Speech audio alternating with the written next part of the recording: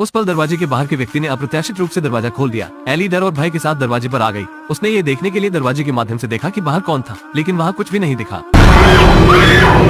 उसने मेज पर कैंची पकड़ ली और दरवाजे पर चाकू मारा। आखिरकार उसने बाहर के इंसान को डरा दिया। एली ने जल्दबाजी में दरवाजा बंद कर दिया। वो उस पल में घबरा गई थी। बड़ा बेटा अपने कमरे से बाहर आया। जब वो अपनी माँ के कमरे के पास से गुजर रहा था तो उसने अपनी माँ को अंदर चिल्लाते हुए सुना। जैसे ही वो अंदर जाने और पूछने वाला था, जब उसने अपने बेटे को चिल्लाते हुए सुना तो एली कमरे से बाहर निकली और फिर बड़े बेटे के कमरे में आ गई। वो उससे पूछने वाली थी आखिर क्या हुआ, लेकिन बड़ा बेटा डर के कारण दरवाजा नहीं खोल रहा था। एली को दूसरी चाबी की तलाश के लिए नीचे जाना पड़ा और सुरक्षा के लिए एक चाकू को उठा लिया। जब उसने अपने बड़े बेटे का दरवाजा खोला तो सबसे बड़े बेटे ने उसे बताया कि वो नहीं चिल्ला रहा था। एली जल्दी से अपने छोटे बेटे के कमरे में पहुंची। छोटे बेटे ने कहा कि वो नहीं जानता कि उसके भाई के साथ क्या हुआ। अचानक उसके कमरे में आ गया और उसे डरा दिया। एली को लगा कि घर बहुत अजीब है, इसलिए उसने पुलिस को बुलाया, लेकिन पुलिस ने पूरे घर की जांच करने के बाद उन्हें किसी दूसरे व्यक्ति का कोई निशान नहीं मिला। उन्होंने ये भी सोचा कि एली मानसिक रूप से बीमार थी, इसीलिए उसने पुलिस को बुलाया। जैसे ही पुलिस चली गई